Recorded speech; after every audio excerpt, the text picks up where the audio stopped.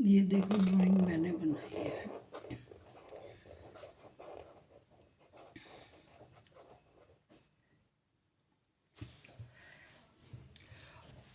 मैं आज आपको एक कहानी सुनाती हूँ, आपको पसंद आएगी। बहुत पुरानी बात है। हिमालय में प्रसिद्ध मानस नाम की झील रहती थी। वहाँ पर कई पशु पक्षी हंसों के साथ एक झुंड बनाकर रहते थे। इनमें से दो हंस बहुत सुंदर थे और दोनों ही एक दूसरे जैसे थे, लेकिन उनमें से एक राजा था, दूसरा सेनापति। राजा का नाम था धृष्टराष्ट्र और सेनापति का नाम था समूखा। झील का नया नज़ारा बादलों के बीच स्वर्ग जैसा प्रतीक हो रहा था। उस समय झील में रहने वाले हंसों की प्रसिद्धि वहाँ आने जाने वाले पर्यटकों का तथा साथ देश विदेश में फैल गया। वहाँ का गुणगान कई कवियों ने अपनी कविताओं में भी किया है, जिससे प्रभावित होकर वाराणसी के राजा को वह नज़ारा देखने की इच्छा जागृत हुई। राजा ने अपने राज्य में बिल्कुल वैसी ही झील का निर्माण किया और वहाँ पर कई प्रकार के सुंदर आकर्षक फूलों और पौधों का भी स्वादिष्ट फलों के साथ पेड़ लगवाए। साथ ही विभिन्न प्रजातियों के पशु पक्षियों को भी रखा। उनकी देखभाल के लिए सुरक्षा बढ़ा दी और वाराणसी का यह सरोवर भी स्वर्ग जैसा सुंदर लगता था। लेकिन राजा के मन में अभी उन दो हंसों को देखने की इच्छा थी जो मानसरोवर में रहते थे। एक दिन मानसरोवर के अन्य हंसों ने राजा के सामने वाराणसी के सरोवर में जाने की इच्छा प्रकट की। लेकिन हंसों का राजा समझदार था। वह जानता था अगर वो वहाँ आए तो राजा उन्हें पकड़ लेगा। उसने सभी हंसों को वाराणसी जाने से मना कर दिया, लेकिन वो नहीं माने। तब राजा और सेनापति के साथ सभी हंस वाराणसी की ओर उड़ चले। जैसे ही हंसों का झुंड उस झील के पास पहुंचा तो अन्य हंसों को भी छोड़कर प्रसिद्ध दो हंस की शोभा देखते ही बनती थी।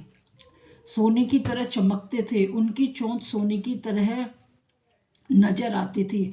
उनके पैर बादलों से भी ज़्यादा सफ़ेद थे। उनके पंख हर किसी को अपनी तरफ आकर्षित करते थे। हंसों के पहुंचने की खबर जब राजा को मिली तो वह हंसों को देखने के लिए दौड़ा। रात बहुत हो गई थी। उन हंसों को पकड़ने के लिए जाल बिछाया गया।